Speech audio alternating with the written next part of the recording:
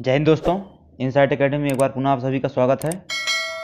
जैसा कि insight academy की इस लेक्चर सीरीज के तहत हम मध्य प्रदेश के जो एमसीक्यू हैं, सामान्य ज्ञान संबंधित जो मल्टीपल चॉइस क्वेश्चन हैं, उनको लगा रहे हैं। इस पीडीएफ के अभी तक हम 52 प्रश्न लगा चुके हैं। 52 प्रश्नों को 2 वीडियोज में कवर किया गया है, जिसके वीडियोज अपलोड किए जा चुके हैं। उन वीडियोज को आप देख सकते हैं। उसी सीरीज को कंटिन्यू करते हुए आज हम 53वें प्रश्न से चालू करेंगे और वीडियो को आगे बढ़ाएंगे। तो चालू करते हैं वीडियो। सबसे पहला प्रश्न आता है आज के वीडियो का कि अविभाजित मध्य प्रदेश की सीमा कितने राज्यों को स्पर्श करती है। बहुत ही सामान्य प्रश्न। ये भी आपको पता है कि अविभाजित मध्य प्रदेश की सीमा अभी आज की तारीख में जो मध्य प्रदेश है वो 5 राज्यों की सीमाओं को स्पर्श करता है। वो 5 राज्य कौन कौन से हैं आपके? तो महाराष्ट्र, गुजरात 2 हो गए। उसके अलावा क्या है आपका? राजस्थान, उत्तर प्रदेश, ये 4 हो गए। और 5वां क्या है? छत्तीसगढ़। ये तो आज की स्थिति हो गई। अगर आप अविभाजित मध्य प्रदेश में जाएंगे 2000 के पूर्व तो क्या पाएंगे? महाराष्ट्र, गुजरात यथावत रहेगा, आपका राजस्थान और उत्तर प्रदेश यथावत रहेगा। ये 4 राज्य तो रहेंगे ही। पर वहाँ पे चूंकि छत्तीसगढ़ भी मध्य प्रदेश होता था, तो आज की तारीख में छत्तीसगढ़ की तरफ जो वो लग रहे होंगे, राज्य एडजॉइन हो रहे होंगे छत्तीसगढ़ में पूर्व की सीमा में, वो मध्य प्रदेश के राज्य एडजॉइनिंग स्टेट कहला जाएंगे। तो उसमें कौन से आ जाते हैं आपके? बिहार, उड़ीसा, आंध्रा। कौन से आ जाएंगे?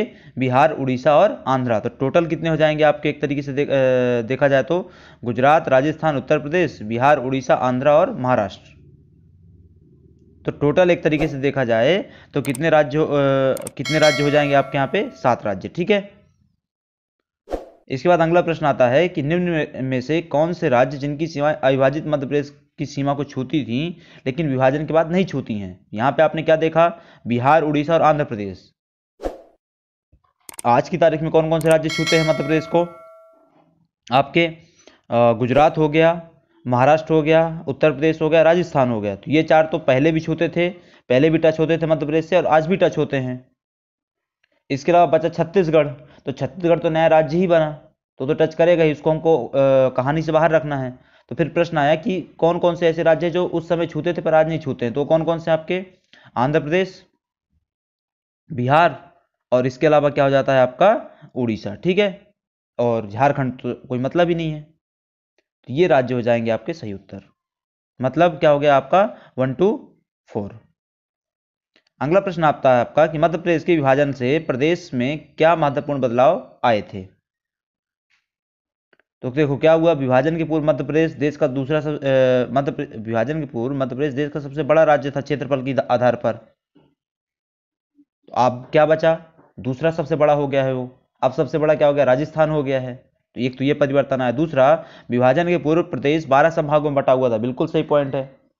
उसके बाद 10 संभाग बचे। 2 संभाग कहाँ चले गए? छत्तीसगढ़ में चले गए। तो ये हो गया। तीसरा क्या है? अविभाजित मध्य प्रदेश की पूर्व से पश्चिम की लंबाई कितनी है? 1127 किलोमीटर थी। बिल्कुल सही है। जो अब कितनी बच गई है? 870 किलोमीटर बच गई है। तो ये सभी कथन क्या हो जाएंगे? सत्य हो जाएंगे। तो आपका आंसर क्या हो जाएगा? डी हो जाएगा। अगला प्रश्न है कि मध्य प्रदेश के विभाजन से प्रदेश को सर्वाधिक क्षति किस दृष्टि से पहुंची है? ठीक है। तो सब यहाँ पे ऑप्शन क्या है आपके? शैक्षणिक, भौगोलिक, सामाजिक और आर्थिक दृष्टि से। तो सही उत्तर क्या हो जाएगा आपका? एक तरीके से देखा जाए तो कौन सा आपका? आर्थिक दृष्टि से। ठीक है। आर्थिक दृष्टि से मध्य प्रदेश को सर्वाधिक क्षति पहुंची है। अब देखो आर्थिक दृष्टि से सर्वाधिक क्षति कैसे पहुंची मध्य प्रदेश को? तो एग्जैक्टली हुआ क्या? आपका प्रदेश विभाजित हो गया। विभाजन के पश्चात जो हमारे यहाँ पे प्राकृतिक संसाधनों का जो रिजर्व था, जो भंडार था खनिज संसाधनों का, वो सभी कहाँ चला गया? अधिकांश हिस्सा छत्तीसगढ़ चला गया। तो उसका मध्य प्रदेश को बहुत ज़्यादा नुकसान हुआ है। अगला प्रश्न आता है आपका 57th कि सन 1956 के राज्य पुनर्गठन के द्वारा राज्य की सीमा में हुए परिवर्तनों के संबंध में सही कथनों को छांटिए। तो बुल्ढाना, अकोला, अमरावती, यवतमाल, वर्धा, नागपुर, भंडारा और चांदा, ये सभी जिले तत्कालीन मुंबई राज्य में शामिल कर दिए गए। बिल्कुल सही बात है। ये सभी शामिल कर दिए गए थे। फिर मंदसौर जिले की भानपुरा तहसील के सुनील टप्पा को छोड़ करके पार्ट सी को मध्य प्रदेश में शामिल किया गया। ये भी बिल्कुल सही बात है। हमने इसी चीज़ को पहले ही पढ़ा हुआ है। इसके अलावा राजस्थान के कोटा जिले की सिरोंज तहसील को मध्य प्रदेश के राजगढ़ में शामिल किया गया। ये गलत बात है। गलत बात कैसे है? आधा उत्तर, आधा पॉइंट तो सही है कि राजस्थान के कोटा जिले के सिरोंज तहसील, यहाँ तक तो सही है, पर उसको राजगढ़ में नहीं, विदिशा में शामिल किया गया था। इसके अलावा पार्ट सी का विंध्य प्रदेश भाग जो है वो मध्य प्रदेश में मिला लिया गया था। पार्ट सी का विंध्य प्रदेश भाग मध्य प्रदेश में मिलाया गया था, बिल्कुल सही बात है। और भोपाल राज्य पृथक स्टेट के रूप में बना रहा नहीं, भोपाल राज्य को मध्य प्रदेश में ही शामिल कर लिया गया। 1 जून 1949 को भारत गणराज्य में वो शामिल हुआ। तो इसके हिसाब से सही उत्तर हो जाएगा आपका अ, बा और द, ABD। ठीक है। अगला प्रश्न है आपका, वर्तमान मध्य प्रदेश की सीमा को छूने वाला उत्तर पूर्वी राज्य कौन सा है? तो वर्तमान मध्य प्रदेश की सीमा को छोड़ने वाला उत्तर पूर्वी राज्य क्या है आपका? छत्तीसगढ़। फिर आता है आपका, संपूर्ण मध्य प्रदेश किस पठार का भाग माना जाता है? तो अगर हम पूरे मध्य प्रदेश की बात करेंगे तो हमारा पूरा मध्य प्रदेश दक्षिण के पठार का क्या है? हिस्सा है। इसका दक्षिण के पठार का हिस्सा है। फिर है, भू संरचना की दृष्टि से चंबल सोन अक्ष के उत्तर का भाग क्या कहलाता है? चंबल सोन अक्ष के उत्तर का भाग क्या कहलाएगा? ठीक है, तो चंबल सोन अक्ष के उत्तर का भाग आपका क्या कहलाता है? सेंट्रल हाईलैंड या मध्य उच्च प्रदेश। क्या कहलाता है? सेंट्रल हाईलैंड या मध्य उच्च प्रदेश कहा जाता है उसको। ठीक है। अगला प्रश्न है, भौगोलिक संरचना की दृष्टि से मध्य प्रदेश के संबंध में सही कथनों का चयन कीजिए। ऑप्शन है आप, एक, नर्मदा सोन अक्ष के दक्षिण में सतपुड़ा की श्रेणी है। नर्मदा सोन अक्ष के दक्षिण में सतपुड़ा की श्रेणी है। नर्मदा सोन अक्ष के दक्षिण में सतपुड़ा की श्रेणी नहीं है। फिर है, मध्य उच्च प्रदेश गंगा के बेसिन का भाग है। मध्य उत्तर प्रदेश गंगा के बेसिन का भाग है, बिल्कुल सही है। पहला कथन भी सही हो गया, दूसरा कथन भी सही हो गया। तीसरा कथन क्या है कि पूर्वी पठार महानदी और सोन नदी के बीच का बेसिन भाग है, बिल्कुल सही भाग है ये भी। पूर्वी पठार जो है आपका, पूर्वी पठारी भाग जो है वो महानदी जो कि छत्तीसगढ़ में, सोन नदी जो कि मध्य प्रदेश में, इन दोनों के बीच का भाग क्या कहलाता है? पूर्वी पठार कहलाता है। तो ये तीनों कथन क्या हो जाते हैं? सही। तो ऑप्शन डी क्या हो जाएगा आपका? सही हो जाएगा। फिर है, राज्य पुनर्गठन से पूर्व मध्य प्रदेश को किन किन नामों से जाना जाता था? तो राज्य पुनर्गठन के पूर्व मध्य प्रदेश को इन सभी नामों से जाना जाता था, जिसमें क्या है, ब्रिटिश शासनकाल में उसको सेंट्रल प्रोविंस ऑफ बरार बोलते थे, CP बरार। फिर सेंट्रल इंडिया बोला गया एक भाग को, पश्चिमी की रियासतों को मध्य भारत बोला गया। तो इन सभी चीज़ों को मिलाकर के मध्य प्रदेश का क्या किया गया? निर्माण किया गया। फिर आता है, 2008 में गठित मध्य प्रदेश की नवीन तहसीलों में घोड़ा डोंगरी को शामिल किया गया। यह किस जिले में स्थित है? देखो, घोड़ा डोंगरी के बारे में आपने पहले कहाँ पढ़ा होगा? घोड़ा डोंगरी जंगल सत्याग्रह के बारे में पढ़ा होगा। किसके बारे में? घोड़ा डोंगरी जंगल सत्याग्रह। और घोड़ा डोंगरी जंगल सत्याग्रह आपके कहाँ हुआ था? बैतूल में हुआ था। ठीक है, कहाँ हुआ था? गुंजन सिंह कोरकू के नेतृत्व में बैतूल में हुआ था। ठीक है, तो मध्य प्रदेश सरकार द्वारा 2008 में नई नवीन तहसीलों को बनाया गया था, उसमें से एक तहसील क्या थी? घोड़ा डोंगरी थी। फिर है, नवगठित तहसीलों को उनके जिले के साथ सुमेलित कीजिए। तो यहाँ पे सामगढ़ तहसील जो है आपके मंदसौर में है, आठनेर बैतूल में है, रैपुरा पन्ना तहसील पन्ना जिले में आती है। फिर है, मध्य प्रदेश के किस जिले में धारवाड़ सैल समूह को सौंसर सीरीज के नाम से जाना जाता है? तो आपको अच्छे से पता होगा, जो धारवाड़ सैल समूह हैं उसमें एक सीरीज आती, कौन सी आपकी? सौंसर सीरीज। और सौंसर सीरीज आपके कहाँ पे है? छिंदवाड़ा में है। कहाँ पे है? सौंसर कहाँ पे है? छिंदवाड़ा में है। धारवाड़ जो सैल समूह, उसमें सौंसर के अलावा कौन सी आती है? सकोली और चिल्पी भी आती हैं। सकोली सीरीज और चिल्पी सीरीज। पर हमारे यहाँ पे काम की कौन सी है आपके लिए? सौंसर सीरीज छिंदवाड़ा की। अगला प्रश्न आता है आपका, प्रश्न नंबर 66, कि मध्य प्रदेश के बालाघाट जिले में पाई जाने वाली धारवाड़ सैल समूह को किस सीरीज की संज्ञा दी गई है? धारवाड़ सैल समूह को और किस नाम से जाना जाता है? यहाँ पे सा उत्तर हो जाएगा चिपली। कौन सी? सिपली। ठीक है, तो धारवाड़ सैल समूह का जो आपका कौन सा सौंसर सीरीज वाला हिस्सा है वो कहाँ मिलेगा? छिंदवाड़ा में। और धारवाड़ सैल समूह का कौन सा चिपली सीरीज वाला जो हिस्सा आपके कहाँ मिलेगा? बालाघाट में। ठीक है, फिर आता है, पन्ना के प्रसिद्ध हीरे की खदानें किस सीरीज में मिलेंगी? तो जो पन्ना की प्रसिद्ध हीरे की खदानें हैं आपके, वो किस में मिलती हैं? बिजावर सीरीज में मिलती हैं। किस में मिलती हैं आपके? बिजावर सीरीज में मिलती हैं। और बिजावर सीरीज किसका हिस्सा है आपके? कुड़प्पा सैल समूह का। अच्छे से याद रखिए, किसका हिस्सा है? कुड़प्पा सैल समूह का। फिर आता है, निम्न में से उस सैल समूह को छांटिए जो कैमूर, रीवा तथा भांडेर सीरीज में बांटी गई है। कैमूर, रीवा और भांडेर। तो यहाँ पे आपका कौन सा आ जाता है, अपर विंध्यन क्षेत्र आ जाता है। कौन सा, अपर विंध्यन क्षेत्र आ जाता है। ठीक है, कैमूर, रेवा और भांडेर में। अगला आता है आपका, अपर गोंडवाना सेल समूह को सतपुड़ा क्षेत्र में किस नाम से जाना जाता है। तो जो अपर गोंडवाना सेल समूह है उसको सतपुड़ा के क्षेत्र में चौगान और जबलपुर स्तर के नाम से जानते हैं। किस नाम से जानते हैं, चौगान और जबलपुर लेयर, जबलपुर स्तर के नाम से जानते हैं। अगला प्रश्न है आपका, निम्न में से किस में जबेदा का गुंबद स्थित है। तो जबेदा का गुंबद जो है वो कहाँ स्थित है, कगारी भूमि में स्थित है। किस में स्थित है, कगारी भूमि में स्थित है। फिर है, जब अविभाजित मध्य प्रदेश कितने प्राकृतिक भागों में बटा हुआ था। तो अविभाजित मध्य प्रदेश आपको पहले से पता है कि ये टोटल 9 भागों में बटा हुआ था, जिसमें से 7 भाग विभाजन के पश्चात मध्य प्रदेश में रह गए, 2 भाग कहाँ चले गए, आपके छत्तीसगढ़ में चले गए। ठीक है, तो अभी आज की तारीख में मध्य प्रदेश कितने भागों में है, 7 भागों में बटा है। अगला प्रश्न है, निम्न में से किसे गंगा तथा नर्मदा का जल विभाजक माना गया है। तो गंगा और नर्मदा का जो जल विभाजक माना जाता है वो कैमूर और भांडेर श्रेणी को माना जाता है। विंध्यन श्रेणी का अपर विंध्यन का जो भाग है कैमूर और भांडेर, उसको क्या बोलते हैं हम, गंगा और नर्मदा का जल विभाजक मानते हैं। फिर आता है, सतपुड़ा पर्वत के संबंध में अपने सत्य कथनों को छांटिए। तो सतपुड़ा पर्वत के संबंध में जो सत्य कथन हो जाएंगे वो क्या हो जाएगा आपका, कि सतपुड़ा पर्वत की लंबाई 1120 किलोमीटर है, बिल्कुल सही है। इसके पश्चिम में राजपीपला की पहाड़ियां हैं गुजरात की तरफ, सही है। यह नर्मदा नदी के दक्षिण पश्चिम से पूर्व में स्थित है, बिल्कुल सही है ये भी। तो ये क्या हो जाता है, तीनों कथन सही हो जाते हैं, डी आंसर हो जाएगा इसका। फिर है, मध्य प्रदेश सरकार ने प्रदेश का 10वां संभाग किसे बनाया है। ये तो आपको अच्छे से पता है, किसको बनाया गया है, आपके 2008 में शहडोल को 10वां संभाग बनाया गया था। उसके पहले किसको बनाया गया था, नर्मदापुरम को बनाया गया था, और 8 संभाग तो पहले से ही थे।